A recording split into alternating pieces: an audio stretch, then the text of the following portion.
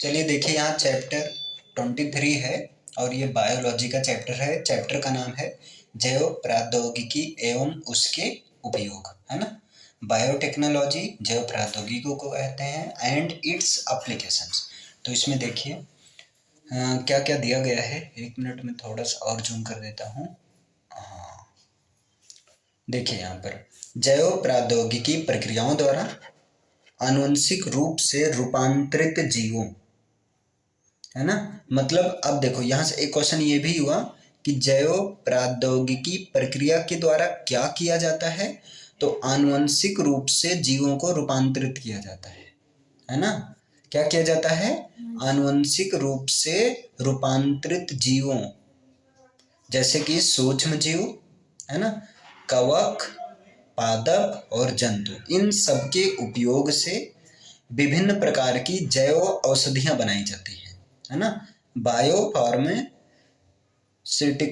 है ना, जैव औषधियां बनाई जाती हैं और जैव उत्पाद बनाए जाते हैं, जैसे एंटीबायोटिक दवा हुआ, है ना। इस तरह की प्रतिजैविक औषधियां बनाई जाती हैं। उत्पादों का औद्योगिक स्तर पर संश्लेषण किया जा रहा है। अगर पूछ लिया जाए कि जैव प्रौद्योगिकी प्रक्रिया द्वारा, है ना, यानी कि बायोटेक्नोलॉजी प्रोसेस के द्वारा क्या किया जा रहा है ना।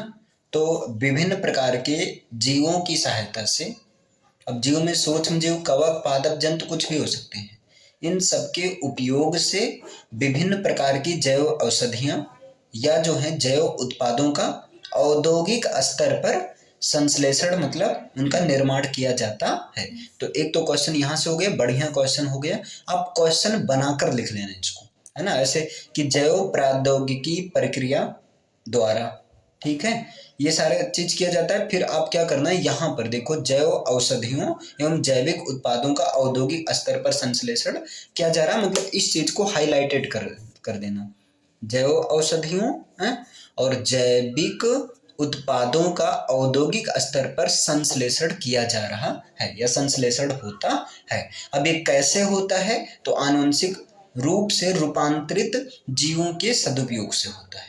उससे ज्यादा इंपॉर्टेंट है कि जैव प्रौद्योगिकी प्रक्रिया द्वारा होता क्या है। तो क्या होता है? जैव औषधियां और जैविक उत्पादों का औद्योगिक स्तर पर संश्लेषण होता है। अभी समझ पाए इतना? अच्छा, फिर दिया गया है मानव के लाभ के हेतु जैव प्रौद्योगिकी की अभूतपूर्व उपयोगिता कृषि एवं फसली पादपों की उन्नतशील किस्मों के विकास में संसाधित खाद्य पदार्थ, जैव सुधार, ऊर्जा उत्पादन, जैव ईंधन या अपशिष्ट पदार्थों के अपघटन आदि क्षेत्रों में। ये करें मानव के लाभ के लिए इन जैव प्रौद्योगिकी की जो उपयोगिता है ना, वो एक ही क्षेत्र में नहीं बल्कि अलग अलग क्षेत्र में, लगभग हर क्षेत्र में है। जैसे ऊर्जा उत्पादन के भी क्षेत्र में है ना, जैव सुधार के भी क्षेत्र में, खाद्य पदार्थ के भी क्षेत्र में है, अपशिष्ट पदार्थ के अपघटन, मीन्स ये जो जैव बायोटेक्नोलॉजी की प्रोसेस है, ये ऑलमोस्ट हर क्षेत्र में मानव को लाभ पहुंचाने का काम करती है। क्लियर है? अभी इसमें लिखना नहीं, ये केवल समझने वाला पॉइंट हो गया। क्लियर है यहाँ तक? चलिए आगे देखिए। पिछले कुछ दशकों में विज्ञान की इस शाखा का, अब ये बायोटेक्नोलॉजी विज्ञान की शाखा ही तो है, तो विज्ञान की इस शाखा का मानव स्वास्थ्य के क्षेत्र में अनुप्रयोग बढ़ता ही जा रहा है। मतलब अगर मैं पूछूं कि बायोटेक्नोलॉजी जो है विज्ञान की शाखा, ये मानव स्वास्थ्य में भी काफी महत्वपूर्ण रोल अदा कर रही, भूमिका निभा रही है। क्लियर? आधुनिक जैव प्रौद्योगिकी का प्रयोग, देखिए मॉडर्न बायोटेक्नोलॉजी का प्रयोग सन 1950 के पश्चात प्रारंभ हुआ। एक चीज ये अच्छा क्वेश्चन है ना कि आधुनिक, जैसे देखो बायोटेक्नोलॉजी तो था ही, लेकिन मॉडर्न बायोटेक्नोलॉजी का प्रयोग कब हुआ? सन 1950 के पश्चात इसका प्रारंभ हुआ। क्लियर है? समझे इतना? अच्छा, डीएनए के बारे में विशिष्ट जानकारियों के प्राप्त होने के पश्चात सन 1970 के दौरान प्रयोगशाला में डीएनए के एक खंड का एक जीव से दूसरे जीव के डीएनए के साथ संकरण हो सका। जैसे होता है ना, पहले डीएनए के बारे में जानकारी क्यों लिया गया? क्योंकि डीएनए जो होता है ये मैक्सिमम जीवों में आनुवंशिक पदार्थ का काम करता है ना, आनुवंशिक पदार्थ का काम करता है। तो वही डीएनए के बारे में विशेष प्रकार की जानकारी करने के बाद में क्या हुआ, 1970 के दौरान, 50 में तो ये हुआ, फिर 1970 के दौरान प्रयोगशाला में, है ना, लेबोरेटरी में डीएनए के एक खंड का एक जीव से दूसरे जीव के डीएनए के साथ संकरण हुआ, कराया गया, मतलब क्रॉस हुआ। क्लियर है। तो अगर पूछा जाए कि डीएनए के खंड का या डीएनए खंड का एक जीव से दूसरे जीव के डीएनए के साथ संकरण कब हो सका या कब हो पाया, तो किस दौरान हो पाया, 1970 के दौरान हो सका। मतलब ये एग्जैक्ट नहीं 1970, लेकिन इस साल में इस दौरान हुआ, जिसके परिणाम स्वरूप पुनर्संयोजित या पुनर्योगज डीएनए की प्राप्ति संभव हुई, है ना। पुनर्योगज डीएनए की प्राप्ति मतलब इसी के, ये अगर संकरण नहीं होता है तो पुनर्योगज डीएनए भी प्राप्त नहीं होता। क्लियर। और सन 19, यहाँ तक समझ में आया। ये चीज लिख लेना, ये देखो काफी इंपॉर्टेंट चीजें हैं। आगे देखिए, 1973 ईस्वी में डॉक्टर हरगोविंद खुराना द्वारा कृत्रिम जीन संश्लेषण करने के पश्चात इस क्षेत्र में अभूतपूर्व संभावनाओं के द्वार खुलने लगे। एक चीज और पता होना चाहिए, डॉक्टर हरगोविंद खुराना को कृत्रिम जीन संश्लेषण करने के लिए इनको नोबेल पुरस्कार मिला था, है ना। तो एक तो क्वेश्चन यहाँ भी बन जाता है कि डॉक्टर हरगोविंद खुराना जी ने क्या काम किया था, तो इन्होंने कृत्रिम जीन संश्लेषण पर काम किया था, है ना, 1973 में काम किया था, और इसके लिए इनको क्या मिला था, नोबेल पुरस्कार भी मिला था। जब कृत्रिम जीन संश्लेषण हो गया तो ये जो जैव प्रौद्योगिकी का क्षेत्र है इसका और ज्यादा ये बढ़ने लगा, ठीक, जैसे और ज्यादा फोकस में आने लगा। क्लियर है। चलिए अब यहाँ देखिए, औद्योगिक स्तर पर जैव प्रौद्योगिकी के 3 विवेचनात्मक अनुसंधान क्षेत्र है। ये करें, अगर एक इंडस्ट्रियल लेवल से देखा जाए तो जैव प्रौद्योगिकी, जो बायोटेक्नोलॉजी है ना, इसके 3 विवेचनात्मक, मतलब 3 ऐसे अनुसंधान क्षेत्र हैं, रिसर्च स्कोप हैं, जिन पर विवेचना के जो योग्य हैं। जैसे पहला जैव उत्प्रेरक एंजाइम, उन्नत जीवों जैसे सूक्ष्म जीवों व शुद्ध एंजाइम के रूप में सर्वोत्तम उत्प्रेरक का निर्माण करना, है ना। जैसे उत्प्रेरक का निर्माण करना, और वो भी किस रूप में, एंजाइम के रूप में निर्माण करना। क्लियर। क्योंकि अभी देखो एंजाइम का बहुत बड़ा रोल होता है। जैसे अभी हम कुछ खाते हैं तो सबसे पहले लार एंजाइम होता है जो कि हमारे कार्बोहाइड्रेट को मुख में ही पचा देता है ना। इसीलिए कहा जाता है कि भोजन का सर्वप्रथम पाचन कहाँ पर होता है, मुंह में होता है। और अनुकूलतम दशाएं एंजाइम के कार्य हेतु जैव प्रौद्योगिकी द्वारा सर्वोत्तम परिस्थितियों का निर्माण करना। जैसे एक तो पहले हुआ कि जैव प्रौद्योगिकी एंजाइम का निर्माण करना, और ये उत्प्रेरक का काम करेगा, है ना। दूसरा अनुकूलतम, मतलब दशा, जिसे एंजाइम कार्य कर सके, इसके लिए एक सुटेबल इन्वायरमेंट तैयार करना, है ना। तो जैव प्रौद्योगिकी द्वारा सर्वोत्तम परिस्थितियों का निर्माण करना, जैसे उचित पीएच, अनुकूलतम ताप आदि, और अधोगामी प्रक्रियाएं, इसमें उत्पादों, प्रोटीन, कार्बनिक यौगिकों की शुद्धता व पुनः प्राप्ति में उपयोग करना। क्लियर है। देखिए यहाँ कृषि में जैव प्रौद्योगिकी के उपयोग, uses of biotechnology in agriculture. देखो मैंने बताया था बायोटेक्नोलॉजी मानव के कल्याण के लिए है, और ये लगभग हर फील्ड में बायोटेक्नोलॉजी काम करता है। क्लियर। अभी इसके पहले भी बताया गया। तो यहाँ कृषि में किस तरह से काम करता है, देखिए भोजन मनुष्य की सबसे प्रमुख आवश्यकता है, वैसे भी 3 बेसिक आवश्यकता होती है ना, रोटी, कपड़ा और मकान। 3 बेसिक नीड है, रोटी, कपड़ा और मकान। तो भाई स्वाभाविक है भोजन क्या मनुष्य की सबसे प्रमुख आवश्यकता है ना। बाकी रोटी नहीं रहेगा, अरे सॉरी, कपड़ा नहीं रहेगा चल जाएगा, मकान नहीं रहेगा चल जाएगा, जब भोजन नहीं रहेगा तो क्या, है ना। अतः खाद्य पदार्थों के उत्पादन, अब जब भोजन मनुष्य की सबसे प्रमुख आवश्यकता है तो स्वाभाविक है खाद्य पदार्थों के उत्पादन स्तर एक बड़े लेवल से करना होगा, क्योंकि जनसंख्या में वृद्धि हो रही है। तो खाद्य पदार्थ को बड़े लेवल से करने के लिए, उत्पादन करने के लिए जैव प्रौद्योगिकी का उपयोग किया जाता है, और इसी के थ्रू बनाया, जैसे भारतीय कृषि अनुसंधान संस्थान नई दिल्ली में है ना।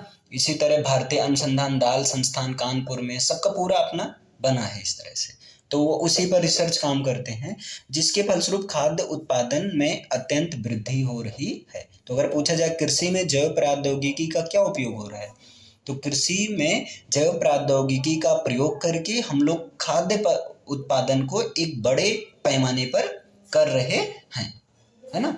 मतलब अनाजों आदि का उत्पादन एक ज्यादा स्तर से कम क्षेत्र में ज्यादा हो रहा है। ठीक, अब देखिए इस प्रकार से समझा जा सकता है। मेन तो आंसर यहीं पर है आपका, वो भी समझने वाली चीजें, बहुत खास याद करने वाली नहीं है ना। फिर यहाँ देखिए और क्या है, पादपों की उच्च प्रतिरोधकता, ये करें high resistant capacity of plants.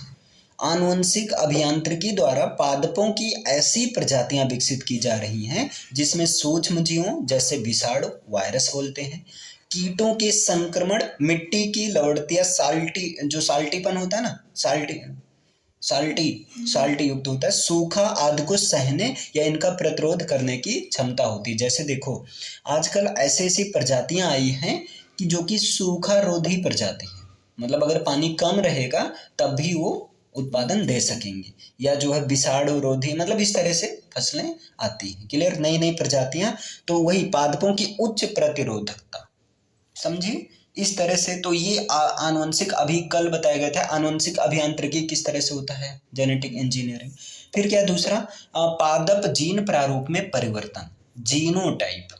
ठीक, change in genotype of plant, ये करें क्लोनिंग द्वारा या पुनर्योगज डीएनए को पादप जीन प्रारूप में प्रवेश कराकर जो पुनर्योगज डीएनए मिलता है उस चीज को कहां पर प्रवेश कराकर, पादपों की पादप जीन प्रारूप में प्रवेश कराकर। जैसे देखो जो हमने पुनर्योगज डीएनए बनाया है उस चीज को किसी पौधे के जीनोटाइप में प्रवेश कराकर पादपों की अनेक लाभदायक जातियों में वृद्धि हार्मोन्स, अब ध्यान देना पादपों में वृद्धि हार्मोन्स कौन सी होती हैं, ऑक्सिन और साइटोकाइनिन। मतलब ये ऑक्सिन और साइटोकाइनिन, इस हार्मोन की वजह से पौधे वृद्धि विकास करते हैं।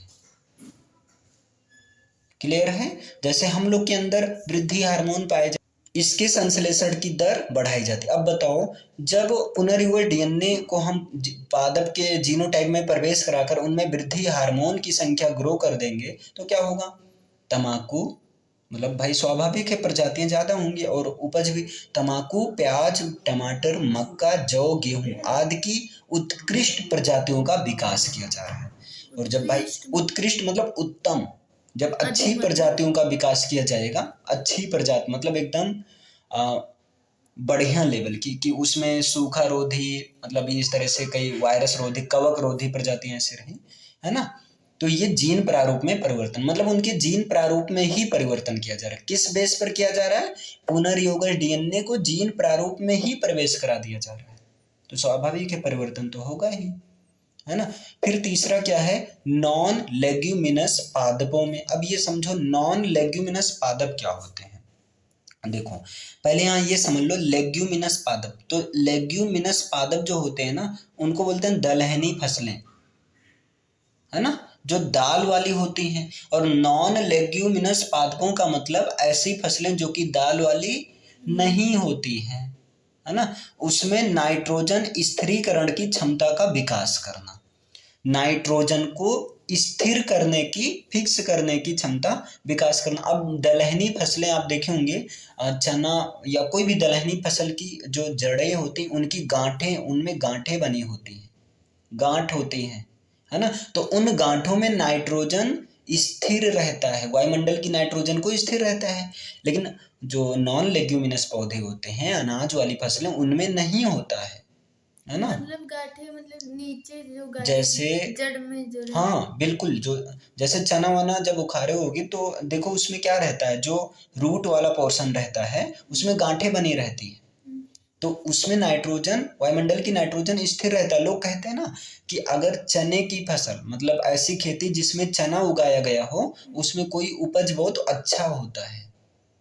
हाँ इसलिए होता है क्योंकि वो नाइट्रोजन स्थिर करके बैठी रहती हैं रूट उनकी, है ना। और फिर उसके बाद अब जैसे धान, धान देख लो, धान बोने के बाद में जो दूसरी उपज जब बोई जाती है तो धान के खेत में गोबर की खाद वगैरह डाली जाती है, उसकी फर्टिलिटी को इन्हांस किया जाता है।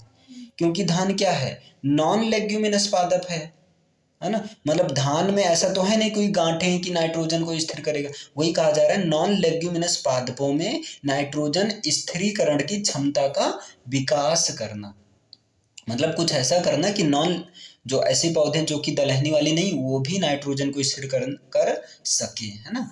फिर यहाँ कह रहे हैं देखो, आनुवंशिकी यंत्री निफ जीन को कैल्बिसिएला न्यूमोनियाई से पृथक कर ई कोलाई में इसको स्थापित करके गेहूं या अन्य नॉन लेग्यूमिनस पादपों में इसके स्थानांतरण का प्रयास किया जा रहा है। और जब ऐसा कर दिया जाएगा तो वहां से क्या होगा, नॉन लेग्यूमिनस पौधे भी नाइट्रोजन को स्थिर कर सकते हैं। ठीक, अब ये चीजें थोड़ा कम समझ में आई होंगी, क्योंकि आनुवंशिक यंत्री निफ जीन को, अब यहाँ ये जीन का नाम है, मतलब इस निफ जीन को कैल्बिसिएला न्यूमोनियाई, ये जीव है ना, इससे अलग करके, मतलब ये जीन कहाँ से मिलता है, निफ जीन इस जीव से, इनसे अलग करके, है ना, पृथक्करण मतलब अलग करके ई कोलाई। अब ई कोलाई भी एक जीव होता है, ये सब वैज्ञानिक नाम दिया गया है ना। ई कोलाई में इसको स्थापित करके, है ना, तो गेहूं या अन्य नॉन लेग्यूमिनस पौधों में इसके मतलब भेजने का प्रयास कर रहे हैं, किसके द्वारा, बायोटेक्नोलॉजी की सहायता से। अगला पारजीनी या जीएम फसलें। अब ये क्या होती हैं, देखो ये कह रहे हैं generally modified crops, genetically modified crops, यानी कि क्रॉप को मॉडिफाइड करना, मॉडिफाइड मतलब उनके रूप को चेंज करना, लेकिन वो किस बेस पर, जेनेटिकल बेस पर। जैसे आदमी कहता है मैंने कार का मॉडिफाई करवा लिया, अब देखो एकदम नई लग रही होगी, या दिवाली वगैरह में सब लोग अपने घर का ही मॉडिफाई करवाते हैं, पेंट वगैरह देश भर का, है ना पूरा। तो सेम यहाँ ये पारजीनी या ट्रांसजीनी के आनुवंशिक रूप से, मतलब पारजीनी वही ट्रांसजेनिक मतलब जीन में परिवर्तन करके, पारजीनी या ट्रांसजेनिक आनुवंशिक रूप से परिवर्तित फसलें, मतलब बदली गई फसलें ऐसी फसलें होती हैं जिनमें विजातीय या बाहरी जीन का समावेश और उसकी अभिव्यक्ति होती है ना। मतलब ऐसी फसलें जिसमें बाहरी जीन को क्या किया गया हो, समावेश किया गया हो, तो ऐसी फसलें को क्या कहते हैं, पारजीनी फसलें या ट्रांसजेनिक फसलें या आनुवंशिक रूप से परिवर्तित फसलें कहते हैं। समझे इतना, तो ये चीज होता है आपका। अच्छा, यहां पर देखिए आनुवंशिकीय रूपांतरित जीव, है ना, जेनेटिकली मॉडिफाइड ऑर्गेनिजम्स, जेमोज, ये क्या होते हैं, देखिए हरित क्रांति। अब याद रखना, भारत में हरित क्रांति के जनक किसको माना जाता है, MS स्वामीनाथन को माना जाता है, और विश्व में हरित क्रांति के जनक किसको कहा जाता है, डॉक्टर नॉर्मन ई बोरलॉग को कहा जाता है। हरित क्रांति किससे संबंधित है, तो कृषि फसलों के उत्पादन से संबंधित है, या खाद्य पदार्थों में उन्नति उत्पादन से है। तो हरित क्रांति द्वारा उत्पादन में 3 गुना वृद्धि होने के बाद भी बढ़ती जनसंख्या हेतु खाद्य आपूर्ति करना मुश्किल था। 3 गुना? हाँ, मतलब जब हरित क्रांति आई थी भारत में 1967 में आया था ये, विश्व में कि भारत में, थोड़ा सा हाँ विश्व में 1967 में आया था। जब आया था तो वहाँ पर जो हमारे देश में क्या हुआ था, 1967 के उधर मतलब आसपास बहुत ज़्यादा खाने की कमी हो गई थी। तो उस समय पंडित जवाहरलाल नेहरू थे, है ना, तो 1967 में हरित क्रांति को आया था। हरित क्रांति कृषि उत्पादन फसलों से संबंधित है। जब हरित क्रांति आया तो खाद्य उत्पादन में 3 गुना वृद्धि हुई। हाँ, गुणा मतलब वही 3 गुना वृद्धि होने के बाद भी बढ़ती जनसंख्या के लिए खाद्य आपूर्ति मतलब ये फूड सप्लाई करना मुश्किल था, मतलब इतनी ज़्यादा तेजी से बढ़ रही थी। ठीक, अब तो खैर ऐसा कोई समस्या नहीं। खाद्य हरित क्रांति के अंतर्गत अत्यधिक, देखो हरित क्रांति के अंतर्गत अत्यधिक रासायनिक उर्वरकों का प्रयोग किया गया, और स्वाभाविक है, देखो यूरिया वगैरह डाल दो 4 दिन में एकदम हरे राय ऊपर आ जाता है मतलब ऐसे तो रहता है ना। तो अत्यधिक रासायनिक उर्वरकों का प्रयोग किया गया, जो न केवल महंगे थे बल्कि इनके लगातार प्रयोग होने से भूमि की उर्वरता भी कम हो गई। भाई स्वाभाविक है, अगर इसीलिए लोग गोबर की खाद डालते हैं ताकि भूमि की उर्वरता फिर से बन जाए। अतः इस समस्या के समाधान के लिए आनुवंशिकी अभियांत्रिकी द्वारा निर्मित आनुवंशिकीय रूपांतरित जीवों का निर्माण किया गया। क्लियर है? क्यों किया गया ये समझिए। फिर करें, ऐसे जीव, पादप, जंतु, सूक्ष्म जीव जिनकी उत्पादकता, गुणवत्ता या रोग प्रतिरोधी क्षमता बढ़ाने के लिए उनके जीनों में फेर बदल कर दिया गया हो, मतलब आनुवंशिक रूपांतरित जीव किसे कहते हैं? तो ऐसे जीव, अब वो जीव पादप भी हो सकते हैं, जंतु भी हो सकते हैं और माइक्रोब्स भी हो सकते हैं, सूक्ष्म जीव भी हो सकते हैं, जिनकी उत्पादकता, गुणवत्ता मतलब क्वालिटी और रोग प्रतिरोधी क्षमता बढ़ाने के लिए उनके जीन में ही मतलब फेर बदल कर दिया गया हो, उनके जीन में ही परिवर्तन कर दिया गया हो, तो ऐसे जीव को क्या बोलते हैं? आनुवंशिकीय रूपांतरित जीव बोलते हैं। ये समझिए किसे कहते हैं। फिर अधिकांशतया जिनकी किसी बाह्य जीन को इन जीवों में प्रवेश कराया जाता है, मतलब इसमें होता क्या है, बाह्य जीन को, है ना, इन जीवों के अंदर प्रवेश कराया जाता है जिनकी उत्पादकता हमें बढ़ानी होती है, ठीक।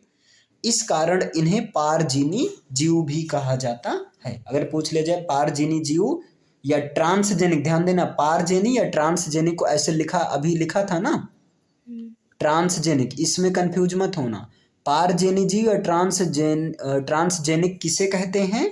तो ये आनुवंशिकीय रूपांतरित जीन को ही कहते हैं। क्यों? क्योंकि इन जीवों में अक्सर क्या होता है, बाह्य जीन को इन जीवों के अंदर प्रवेश कराया जाता है। देखिए यहाँ एक टॉपिक और है, आनुवंशिकीय रूपांतरित पादप। अभी जीव था, अब क्या है, पादप या फसलें।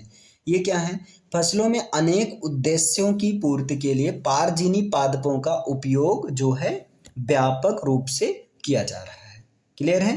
तो पौधों में भी पारजीनी पादपों का, चूंकि पारजीनी जीव में पादप जंतु सब आ गए ना, तो पादप का उपयोग किया जा रहा है। क्यों किया जा रहा है? क्योंकि अनेक उद्देश्यों की हमें प्राप्ति करनी है।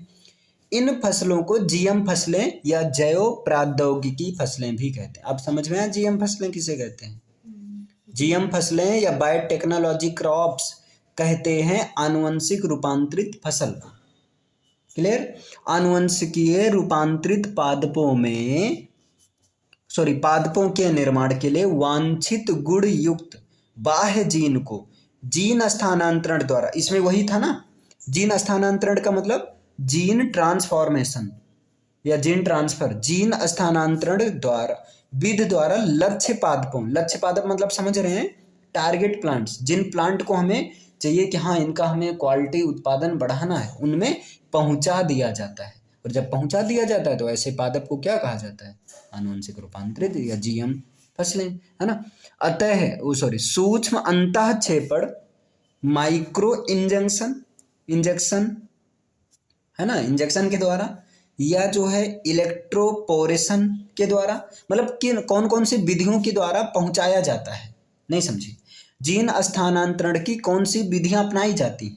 तो इसमें एक तो सूक्ष्म अंतःक्षेपण मतलब माइक्रो इंजेक्शन, ठीक, इलेक्ट्रोपोरेशन और जीन गन मतलब बंदूक, जीन की बंदूक, ठीक, और टी प्लाज्मिड वाहक का उपयोग आदि ऐसी विधियां हैं जिनका उपयोग जीन स्थानांतरण में किया जाता है। अब याद रखना, जीन स्थानांतरण में कौन कौन सी विधियां प्रयोग की जाती हैं। विधियों को जानो, विधियों के बारे में मत जानो, लेकिन कम से कम विधियों के बारे में तो जानो, कौन कौन सी विधियां हैं। क्लियर।